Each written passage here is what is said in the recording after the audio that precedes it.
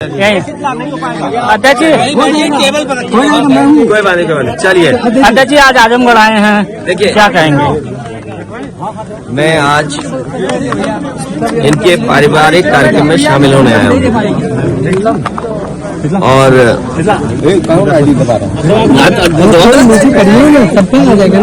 शादी का और पारिवारिक कार्यक्रम में मैं शामिल होने आया हूँ और बधाई देने आया हूँ परिवार को।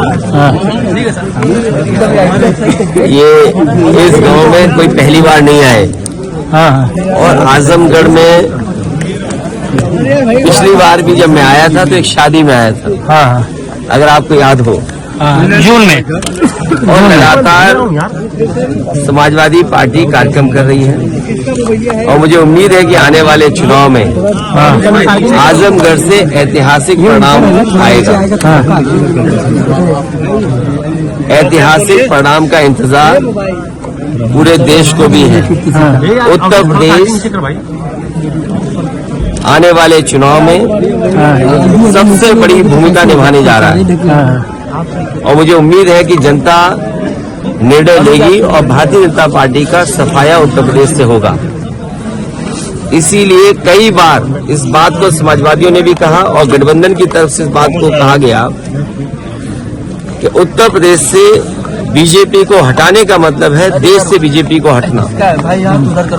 80 हराइए, बीजेपी हटाइए, इस नारे पे समाजवादी लोग लगातार काम कर रहे हैं। 80 को हराने के लिए क्या तैयारी है सर? पीडीए ही एनडीए का मुकाबला करेगा।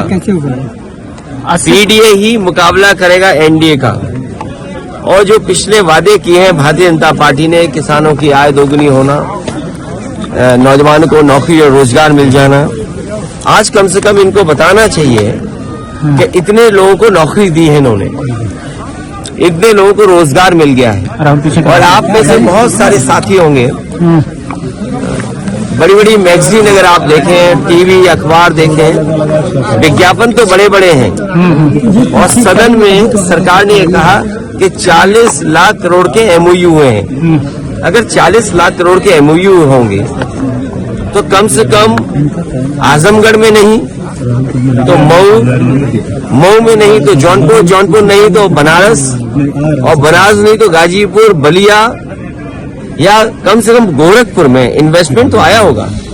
40 लाख करोड़ और on the floor of house कहा मुख्यमंत्री ने कि 40 लाख करोड़ के एमओयू हुए हैं और उद्योग लगने जा रहे हैं। जिस सरकार के 2 साल यूं ही गुजर गए हों, तीसरा बजट आने वाला हो और उसके बाद जमीनें चिन्हित कर रहे हो कि हमें जिलों में जमीनें चाहिए, तब इन्वेस्टमेंट आएगा। तो जिस सरकार ने तैयारी नहीं की, मुझे नहीं लगता है कि इन्वेस्टमेंट आएगा। आज बाजार में 70% से ज्यादा कैश फ्लो कर रहा है, पहले से ज्यादा कैश आज मार्केट में है। जिन लोगों ने ये कहा कि नोटबंदी होने से भ्रष्टाचार खत्म हो जाएगा, आपने, हमने, सबने तस्वीरें देखी हैं और मैं धन्यवाद देना चाहता हूं तमाम अपने यूट्यूबर्स को, चैनल के लोगों को, जिन्होंने झारखंड में जो पैसा पकड़ा गया उसकी तस्वीरें, उसकी वीडियो दिखाई। तो आखिरकार किसका फेलियर है ये? जो सरकार ने नोटबंदी की हो और उसके बाद 300 करोड़ से ज्यादा पैसा निकले। इसी तरह उत्तर प्रदेश में याद कीजिए, गेत्र व्यापारी पे निकला था पैसा और आरोप ये सरकार ने लगाया कि ये समाजवादियों का है। मैं तो बड़ी जिम्मेदारी के साथ आपसे कह रहा हूं कि चुनाव आने वाला है, ये बीजेपी वालों ने जो आरोप लगाए थे, कम से कम उस इत्र व्यापारी से समाजवादियों की मदद तो कराओ। तो आपकी वो पॉलिसी फेल हो गई, किसान का धान नहीं खरीदा गया, घर घर बेरोजगार बैठे, उन्हें कब नौकरी मिलेगी, और फिर जाति जनगणना कब होगी? सामाजिक न्याय बिना जाति जनगणना के संभव नहीं है। कुछ लोग सब कुछ पा रहे हैं। आप बताइए वाइस चांसलर के अपॉइंटमेंट में किसको नौकरी मिल रही है? कौन है लोग वाइस चांसलर, कौन अपॉइंट हो रहे हैं? और वाइस चांसलर जिनको अपॉइंट कर रहे हैं वो कौन लोग नौकरी पा रहे हैं? उसका सरकार के पास क्या जवाब है? तो जो आंकड़े बता रहे हैं देश के, वो आंकड़े दूसरे तरह के हैं और हमारे मुख्यमंत्री जी कहते हैं कि $1 ट्रिलियन इकोनॉमी बनाएंगे। अंग्रेजी में तो इसलिए बोलते हैं कि आपको समझ में नहीं आए।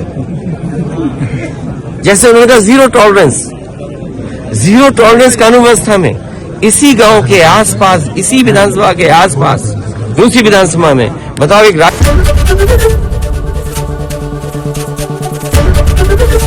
एबीपी गंगा, खबर आपकी, जुबान आपकी।